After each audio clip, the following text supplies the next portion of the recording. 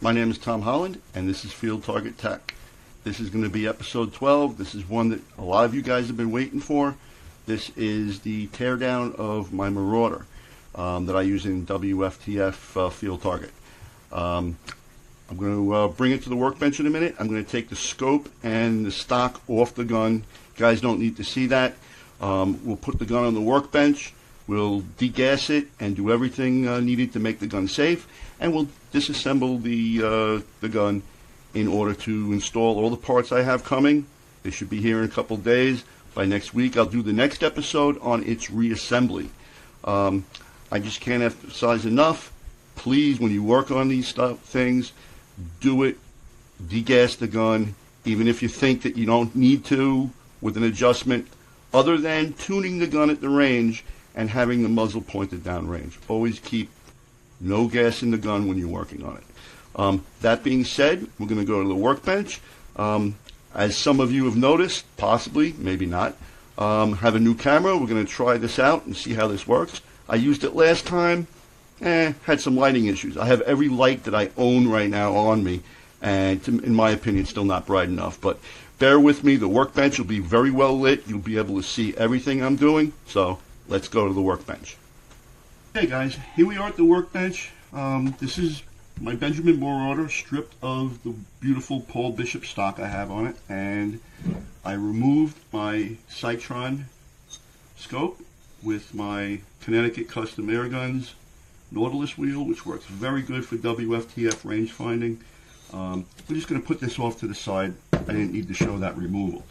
The first thing we're going to do with this gun, as you should do with any gun, is check to see if there's pressure in it. There is pressure in this gun, so what we're going to do is we're going to take the degassing device that Benjamin supplies with this setup to degas the gun. And all there is to it is you just screw this into the rear of the gun. Make sure you do not cross these threads. And we take an Allen key and we just crank down on this a little bit. And screw it in. And you'll hear the air hissing out of the barrel.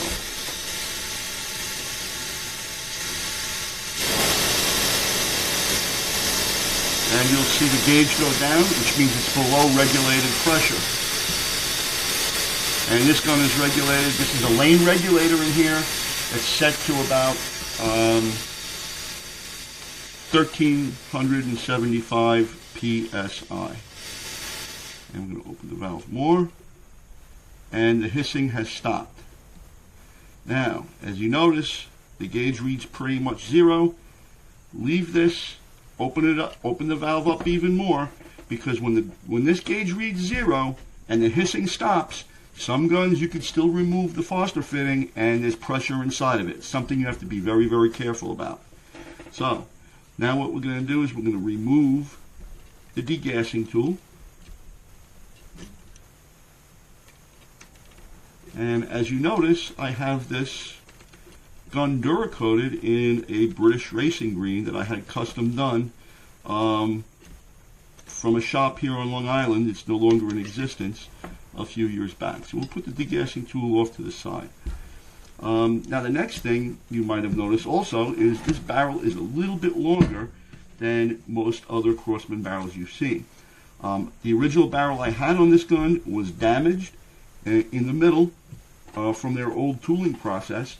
And at last year's Crosman All-American Field Target Championship, they spoke about me sending the barrel back, and they deemed that it was damaged, it was a defect. And they gave me this wonderful Crosman barrel, custom made, 6 inches longer, with their new tooling. And I would like to thank Mr. Mark DeBoard and Nick Hargarther for doing that and for setting this up. And also, if you noticed, I have the shroud removed. The shroud for WFTF shooting has too much temperature shift. The barrel will shift around in different temperatures. So I removed the shroud completely. I don't care how loud or quiet this gun is. I just want it to hit its mark. And as you notice in the front, I have a bushing made, which the barrel floats around. I have a little bit of movement all the way around, just in case this gets bumped or knocked into something, it doesn't get thrown off from the breech or the screws inside.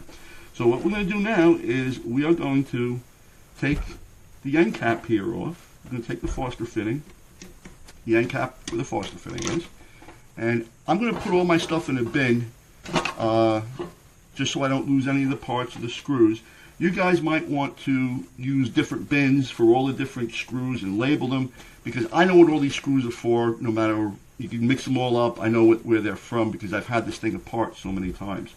So you guys might want to separate them, particularly guys that have not taken the gun apart or are used to it. So we're going to take this barrel band that I have on here, and we're going to remove that, and that comes off. And as you notice, I have a little bit of play around that, and that's just a bushing I made and drilled out, and we'll put that aside.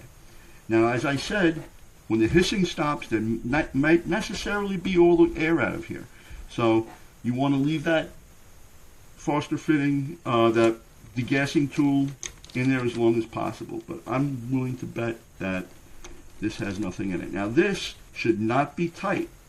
If you notice, it's not wrenched tight. This is something that when we reinstall this, you do not want to crank on this. The O-ring will seal it. You can actually leave this thing as loose as it is right now, and it should still hold air. So there's no need to crank down on this piece when reinstalling it. So we're going to take this off, and we're going to put this part aside as well.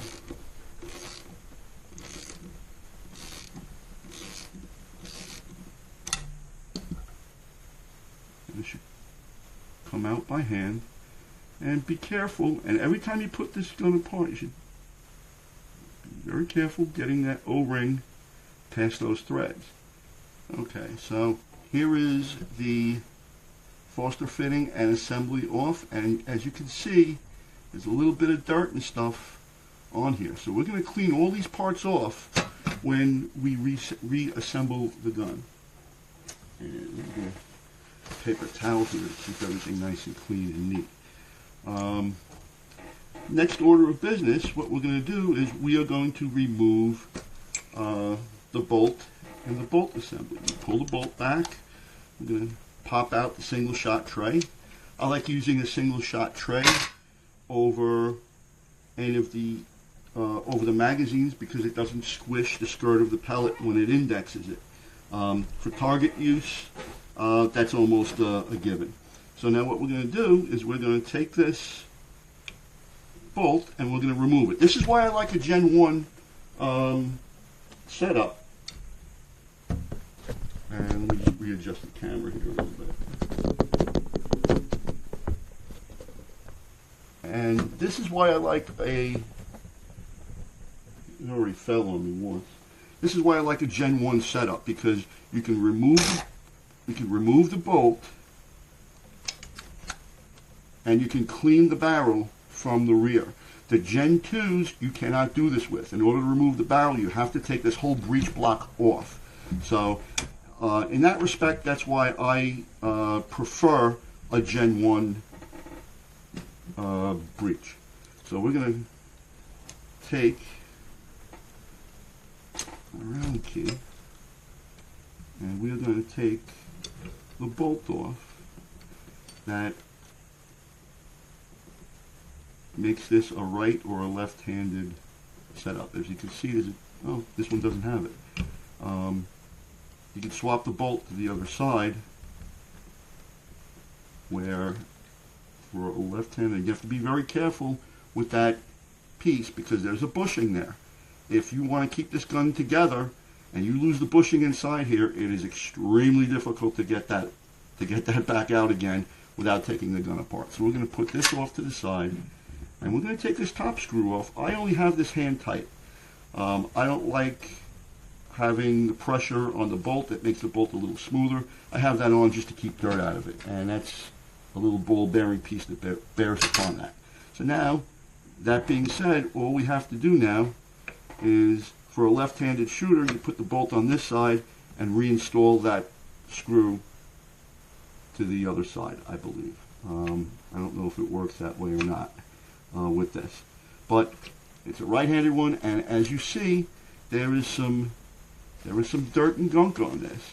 And what we're going to do is we're going to take this and we're going to polish this up, and we're going to make this smooth as a baby's butt when the time comes. So we're going to put all these parts into the bin. Now what we're going to do now is we'll take the trigger assembly off.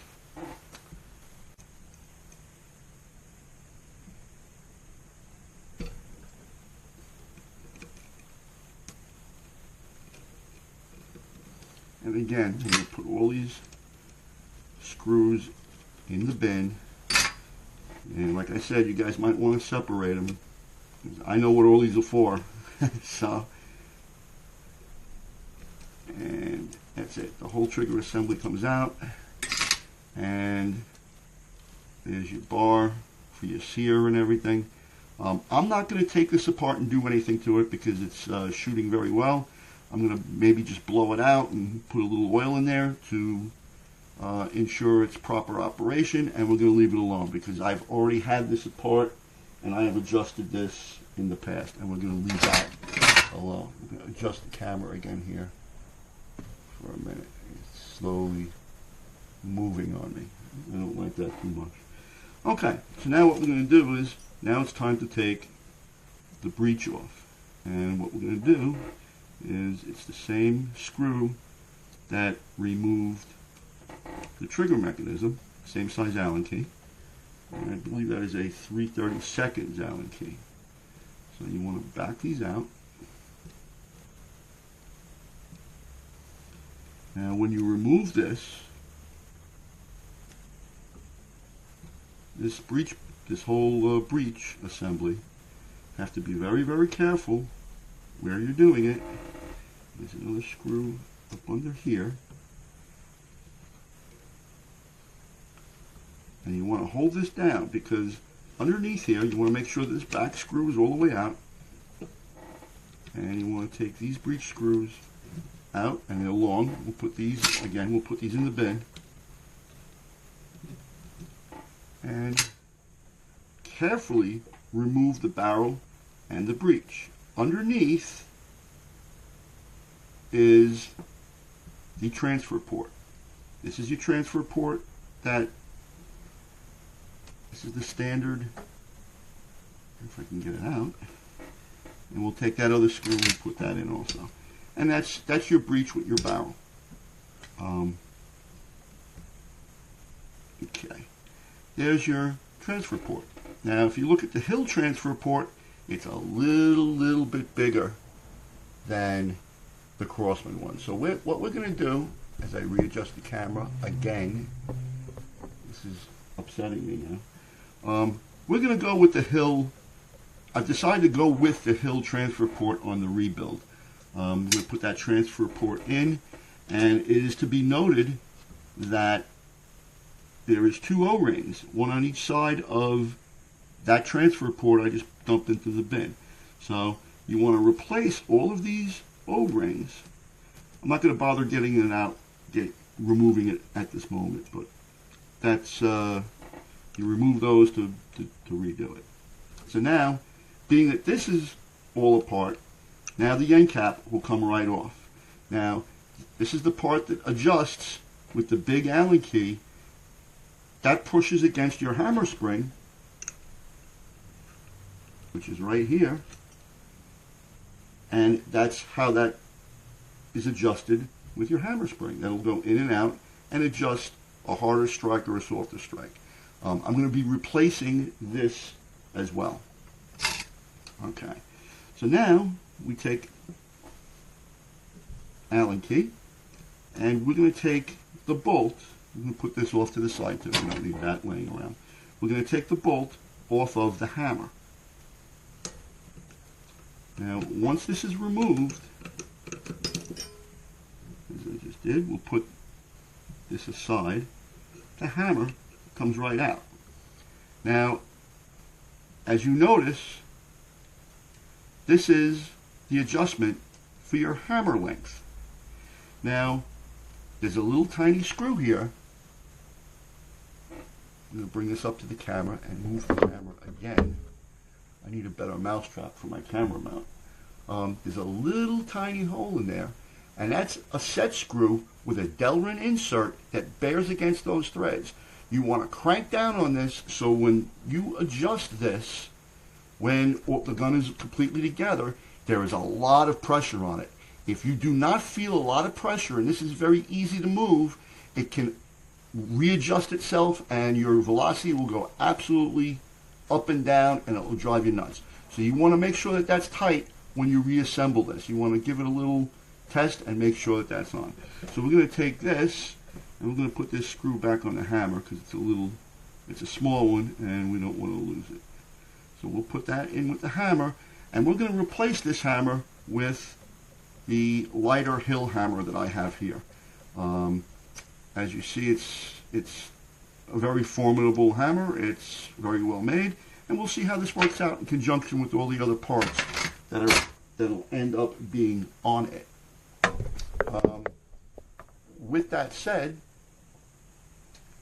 as I adjust the camera again, now if you desire, we can take the barrel out of the breech.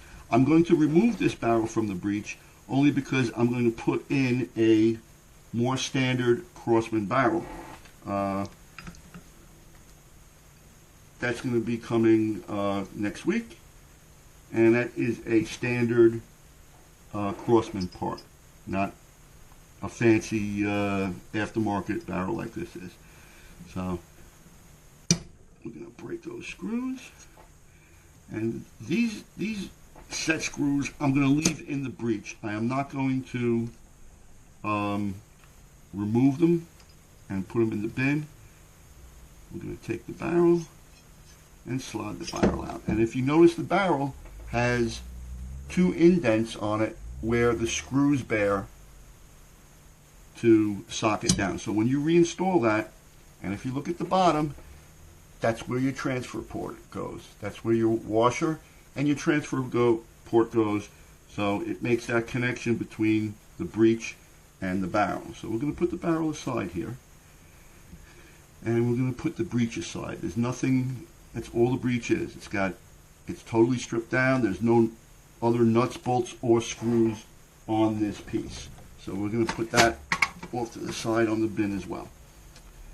Now comes to the fun part. Now what we're going to do is we're going to reach in here, if I can see it. I don't know.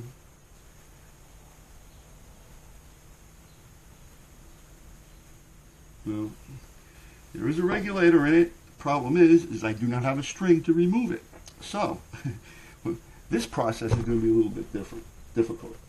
Okay, so now what we're going to do is we're going to remove this gauge. And again, this shouldn't be a whole lot more than hand tight. As you see, I just undid it by hand because it's got an O-ring in it. And I would recommend the O-ring being replaced. All O-rings should be replaced on reassembly. That way there's no chances taken that the gun is going to leak. You don't want to use older O-rings over again because they most likely will leak. We'll put the gauge off to the side. Now what we're going to do here is we are going to attempt to see if we can get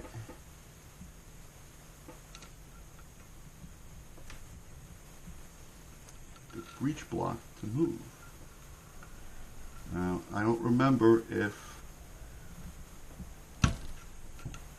and as you see, there it goes sliding out. So we can get this out a little bit easier because we're going to remove the valve anyway. So I'm going to leave that not to damage anything to do that. So what we're going to do is we're going to take my wonderful Allen key set again, next size up from that one, which is 5/32, and we're going to remove the screws that hold the valve in.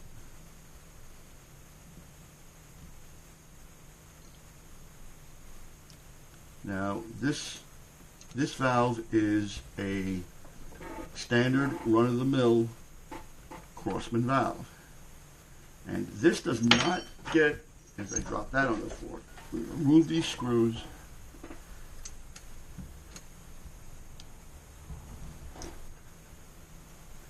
and we're going to slip the valve out the rear. The valve does not get installed through the front because these holes could possibly tear those O-rings apart. On reassembly, we're going to use the Archer tool. We're going to put these in the bin as well.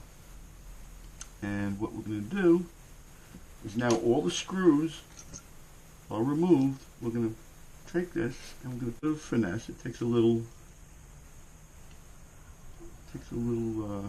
of work to do it. Nice and easy. There's your transfer port. And just slowly work it backwards. And once you get it back far enough,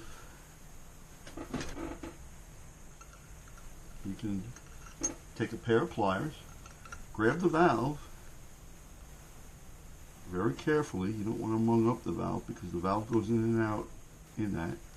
And you just want to slide it back nice and easy. I don't really care too much about the O-rings at this point because they're going to be replaced anyway. So we're going to just slide the valve out. And like I said, it takes a little bit of finesse. It's not the most easy thing to remove, but it's just, you just have to have a little patience with it and just slide it out.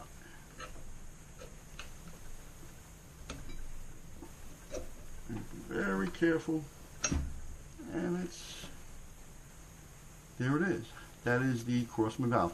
This is an original replacement that I got from Stephen Archer. This is an actual Archer aftermarket part, but it is a standard Marauder part, if that makes any sense. This is a standard Marauder valve. There's no difference between this and the original. Now, if you notice, this is a very, very powerful spring on here. I could just about move it by pushing down on the workbench, whereas the Hill valve you can move with one finger. So this is going to be a different animal once it gets totally refurbished. So now what I'm going to do is I'm just going to walk away from the bench here for a second, a piece of PVC tubing, and what we do is we bring this to the rear. Let me get rid of this. To the rear of the gun, and we push straight out. And now the valve, the gauge block, and the regulator will come out, and it takes a little bit of oomph because the O-rings are a very tight fit to make a proper seal.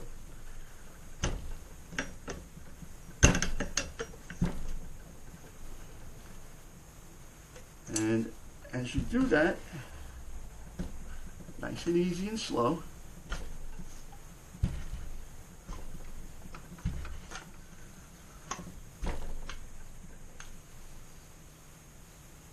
you'll see the valve coming out the breech, out of the where the Foster fitting was.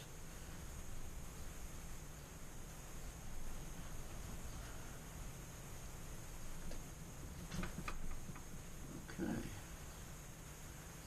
And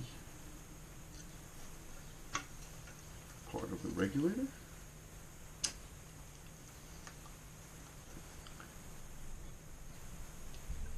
Be very, very careful going past the threads. As I said, these threads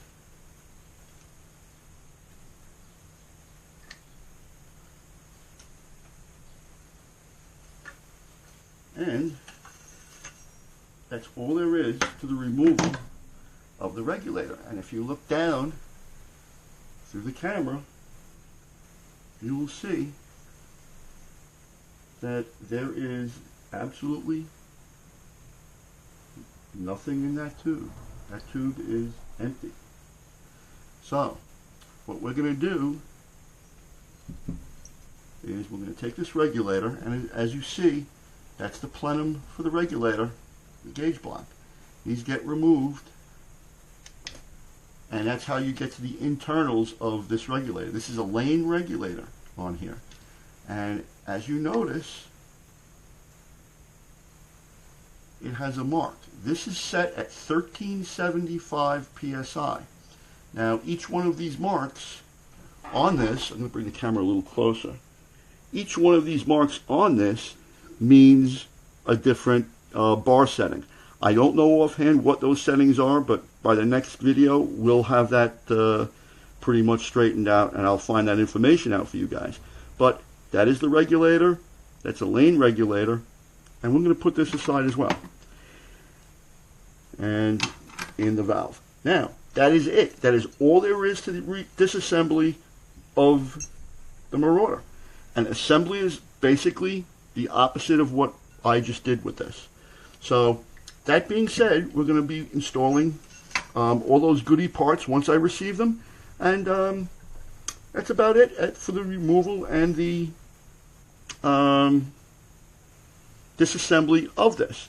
Now, for reassembly purposes, what some guys like to do, and I have done it to this, is take a Dremel with a stone on the end and chamfer the inside of some of these holes all the way around with a tiny stone to get that sharp edge burr, so when your O-rings go past it on installation, it doesn't chew up the O-rings.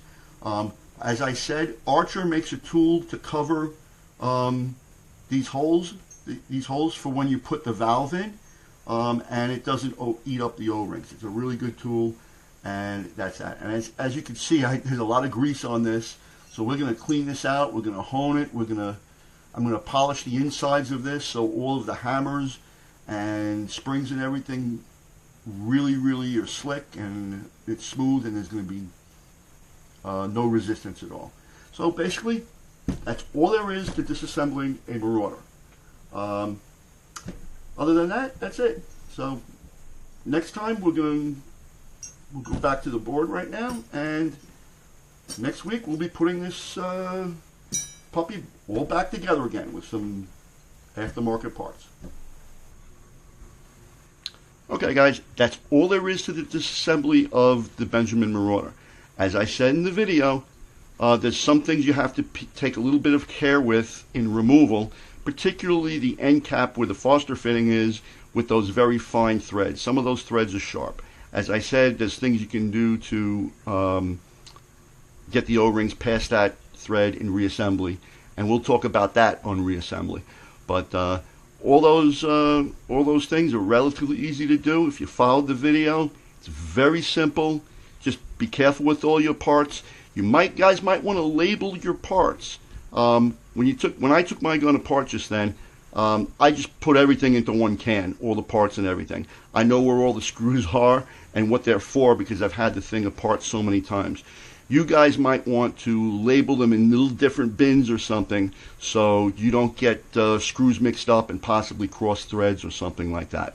So you guys might want to label them, particularly guys that haven't had it apart or is unfamiliar with the removal of the parts of the gun. That being said, that's all there is to it. We're going to get those parts in. We're going to put all those parts onto the Marauder next week, and that'll be the next episode. Guys, I've had a lot of input. We got over 200 subscribers on my channel. I'm approaching 7,000 views between all my videos, which I would never imagine between all of them, much less a good response that I've been getting. Guys, have questions on any of the videos, please send me a message. Ask questions. I'll get right back to you guys within a couple hours usually, and I can answer whatever questions you guys have. So like, subscribe down below, keep watching. My name is Tom Holland, and this is Field Target Tech.